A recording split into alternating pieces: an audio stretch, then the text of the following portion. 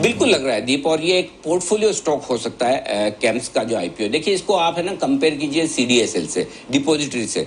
Basically ये एक तरह से आप कह सकते हैं कि म्यूचुअल फंड में डिपॉजिटरी टाइप का काम करते हैं, कि जो म्यूचुअल फंड इन्वेस्टर्स हैं जो अप्लाई करते हैं, रिडेम्पशन देते हैं, उनके लिए ये काम करते हैं। और जिस तरह से कंपनियों का अकाउंट डिपॉजिटरी में होता है, सारी जो स्टॉक मार्केट में लिस्टेड कंपनियां जिनके शेयर डिपॉजिटरी में होते हैं, ठीक उसी तरह से इन जो म्यूचुअल फंड्स हैं उनकी यूनिट्स इस तरह के रजिस्ट्रार और ट्रांसफर एजेंट्स में होती है।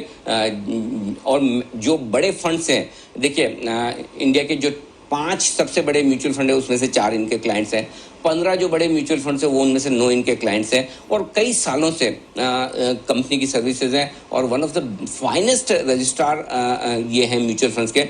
बिजनेस बढ़िया है, आगे ग्रोइंग बिजनेस है। म्यूचुअल फंड इन्वेस्टर्स जिस तरह से बढ़ रहे हैं, इनका कारोबार बढ़ेगा, तो कारोबार बढ़ने वाला है। वैल्यूशंस रीजनेबल हैं। मैं इनके वैल्यूशंस को सीडीएसएल से कंपेयर कर रहा हूं, और सीडीएसएल के मुकाबले में इनके वैल्यूशंस थोड़े से बेहतर हैं, तो इन्होंने लिस्टिंग पर गुंजाइश भी छोड़ी है। अब यहाँ पर राय सिर्फ ये है कि आप सिर्फ और सिर्फ लिस्टिंग गेन के पर पैसा कमाने के लिहाज से अप्लाई कर रहे हैं, तो छोटा लिस्टिंग गेन मिल सकता है, कोई 15% से 10% से 20% का। 10 से 20% के लिस्टिंग गेन से आप संतुष्ट है, ज़्यादा मिल जाए अच्छी बात है। अगर उससे संतुष्ट हैं तो लगा लीजिए, और अगर आप सालाना 15% 20% कंपाउंडेड रिटर्न से संतुष्ट है, तब भी ये ऐसा स्टॉक है जो आपके पोर्टफोलियो में होना चाहिए। तो मैं ये कहूंगा कि इससे लगाइए आप पोर्टफोलियो में रखने के हिसाब से, और अगर आपका पैसा बन जाए लिस्टिंग पे बड़ा तो ठीक है, नहीं बना तो कोई बात नहीं। ये अच्छी क्वालिटी का आईपीओ है जिसमें आपको पैसा जरूर लगाना चाहिए, और लगाकर आराम से इसको लॉन्ग टर्म के लिए होल्ड करना चाहिए।